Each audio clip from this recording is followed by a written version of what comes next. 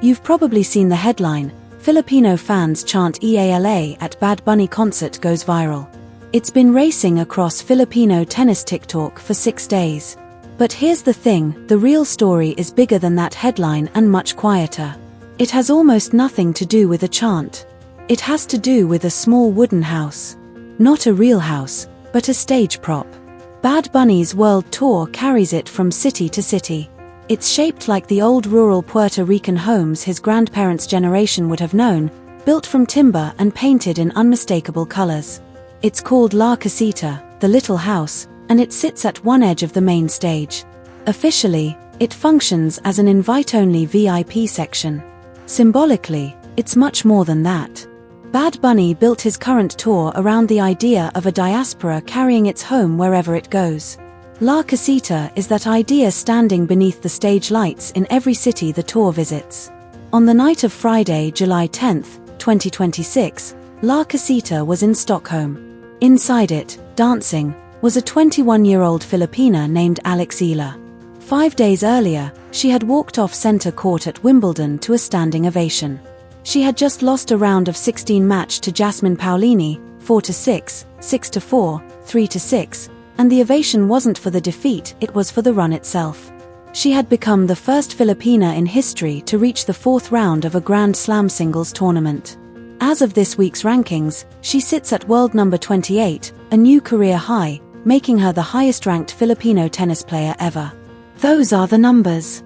The real story is what happened in the space between them. When clips of her inside La Casita hit the internet on July 12, the reaction among Filipino tennis fans wasn't unanimous. Some questioned whether a player only 5 days removed from a Grand Slam disappointment should be attending a Bad Bunny concert at all. There has always been a quiet strain within Filipino sports culture, not universal, but very real, that treats any public appearance after a loss as a warning sign. The belief is that after defeat, athletes should disappear, train harder, and remain silent. Others immediately disagreed. One comment, later quoted by Radar.ph, summed up the opposite view perfectly. "She's 21, so yeah, Alex needs to party once in a while. Don't grow old on the tennis court. Balance is the key." The facts supported that argument. She flew from Stockholm to Manila the very next morning. 2 days later, she attended a state reception at Malacanang Palace. Her Wimbledon points remained intact, her ranking climbed, and nothing about attending the concert cost her anything. If anything, it revealed something tennis coverage had often overlooked. She isn't a project. She's a person who happens to compete at the highest level of professional tennis. That distinction is what this story is really about. So let's walk through the concert, the viral clip, and the days that followed while keeping the ordinary details attached, because the ordinary details are where the meaning lives. It begins at center court on July 6. Paolini wins the deciding set 6-3 after Eala had briefly led 4-3. They shake hands. Alex waves to the crowd, and center court rises to its feet. Wimbledon posts the moment with one simple caption, "A standing ovation for Alex Eala." 4 days pass. Whatever a top 30 player normally does after a Grand Slam exit, she does. She travels. She lands in Sweden. On the night of July 10, she walks into Strawberry Arena for the opening Stockholm show of Bad Bunny's world tour. Understanding the room she entered matters because La Casita is more than a VIP platform. Bad Bunny's album and tour are built around one cultural message: the diaspora is not simply something people survive, it is a home they continue to build wherever they go. Across Latin American media, the project has been described as one of the largest post-pandemic celebrations of diaspora identity in popular music. La Casita is the visual centerpiece of that message. Guests invited into it become part of that symbolism. On July 10, one of those guests was a Filipina tennis player representing a nation with nearly 11 million people living overseas. Two cultures shaped by migration met inside a small wooden house on a concert stage in Sweden. That was the setting. During the performance, while Bad Bunny performed on the La Casita platform, Alex Eala joined other invited guests dancing alongside him and his crew. Multiple audience members recorded the moment. Reports from ESPN, the Philippine Star, and the Manila Tribune later confirmed the footage. She wasn't planted there for publicity. She wasn't performing for the cameras. Watching the clips honestly, she simply looked like a 21-year-old enjoying a concert. Then came the person who unknowingly documented the entire moment. Her name is Mayumi Torio, a Filipino content creator and personal trainer visiting Sweden on vacation. She had managed to get tickets to the concert and later told Philippine Star Life how she first noticed Alex. At first, she joked that someone on stage merely looked like Alex Eala because people weren't used to seeing her outside tennis clothes or formal appearances. Then she realized it really was her. As someone who loves fashion, Torio said she couldn't stop watching because Alex stood out as a beautiful Filipina dancing naturally, confidently, and full of positive energy. From that moment on, her camera never left Alex. Without either of them planning it, the footage that would soon spread across social media around the world was created. This is the point where the story stops being about a concert and starts being about a person. The following day, Alex Eala, now officially world number 28 and only 1 week removed from her Wimbledon breakthrough, sent Mayumi Torio a direct message on Instagram asking whether she could use some of the videos. Torio later described the message in her Philippine Star Life interview. She said Alex's tone didn't sound like a global sports star. It sounded like a friend from home, warm, humble, and completely genuine. Her tone just sounded like a barkada. You know, it was warm and youthful. Barkada is a Tagalog word. It means a group of close friends, a chosen family, the people you grew up with. And in many ways, that single word tells the entire story.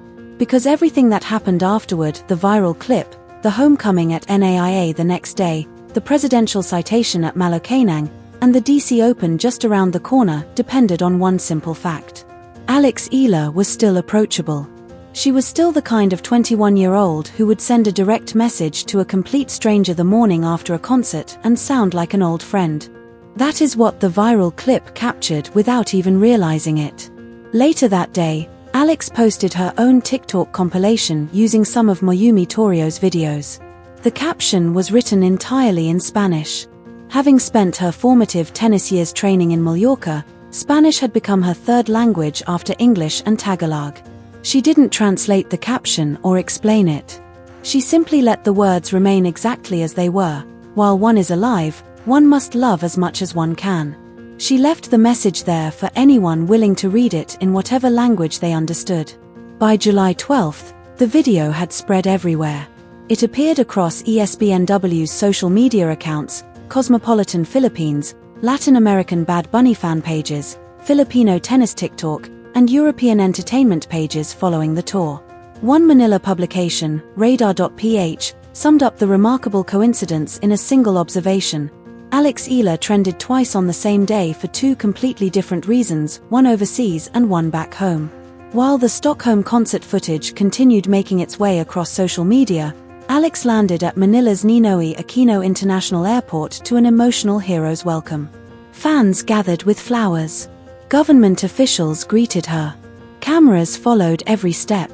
Reports from the Philippine Star and Sunstar Davao captured the moment as the same tennis player who had been dancing on Bad Bunny's stage only hours earlier now walked through the arrivals hall receiving bouquets from grateful supporters.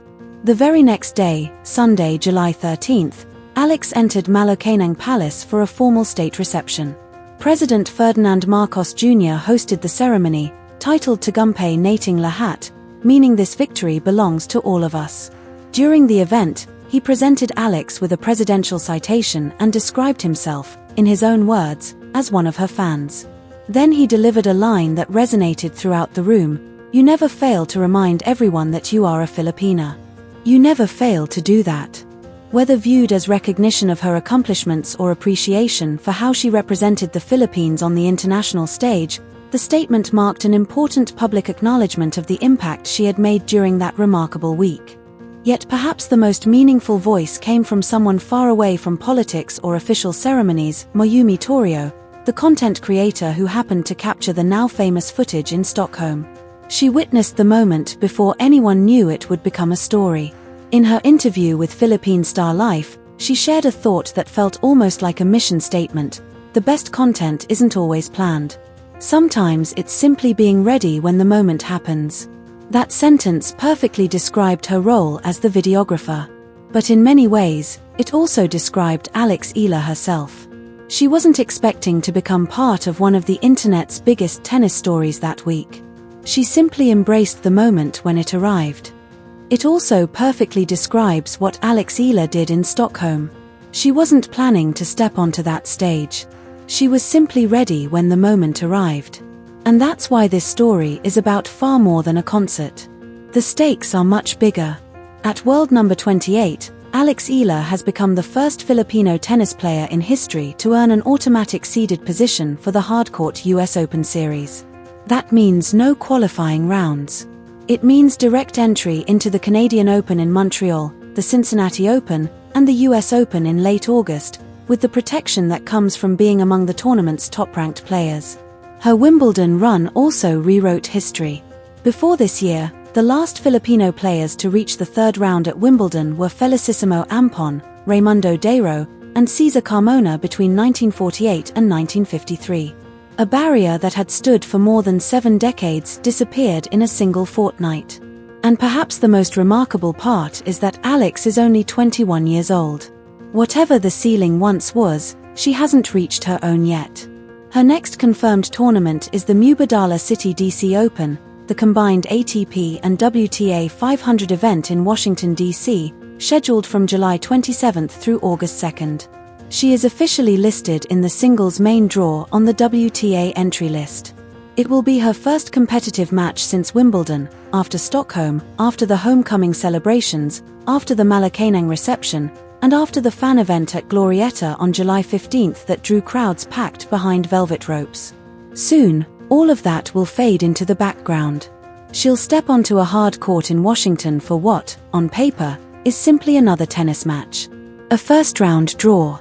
A warm-up. A serve. The concert, the presidential recognition, and the airport welcome will all become memories.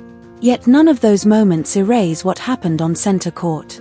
Alex held a break advantage in the deciding set against Jasmine Paolini before the momentum shifted.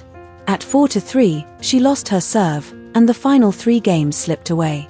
ESPN's match report by Miguel Alonso Caramon described the turning point in careful detail. Earlier in the second set, after Paolini raced to a 0-40 lead on Alex's serve, Alex responded by winning 5 consecutive points to hold for 5-3. That fearless version of Alex was the same player who had stunned Iga Swiatek 2 rounds earlier. But in the third set, the margins swung the other way, and this time she couldn't stop the momentum. Even so, she walked off center court to a standing ovation. Wimbledon celebrated her breakthrough. 5 days later, she was smiling and dancing in Stockholm. And that's where this story truly comes together. Think about the places she has stood over the past 12 days. Center court at Wimbledon. A standing ovation. La Casita at a Bad Bunny concert in Stockholm. Manila's International Airport filled with flowers and cheers. Malacanang Palace receiving a presidential citation. Glorieta Activity Center surrounded by thousands of fans holding their phones in the air. In just 2 weeks, the setting changes once again. A hard court in Washington, D.C. No concert stage. No wooden house. No chants from the crowd. Just a tennis court, an opponent, and the next serve. Alex Eala is walking through rooms that no Filipino tennis player has entered before. Yet in every one of those places, every verified account describes the same person, a young athlete who still sends a polite message to a stranger asking permission to use their video and does it with the warmth of a friend from home. That is what Barcada represents. As Moyumi Torio suggested, that single word explains more about Alex than any ranking ever could. Right now, she isn't defined only by a number beside her name or a title beside her achievements. She's defined by the way she carries herself through every new stage of her journey. And perhaps that's why she never translated the Spanish caption she posted after Stockholm, "Mientras uno está vivo, debe amar todo lo que pueda." While one is alive, one must love as much as one can. She let those words speak for themselves. If you're new to the channel, we cover the WTA Tour through the lens of the Filipino tennis community, the victories, the setbacks, and the moments like this when the biggest story isn't found in the final score, but in everything that happens beyond it.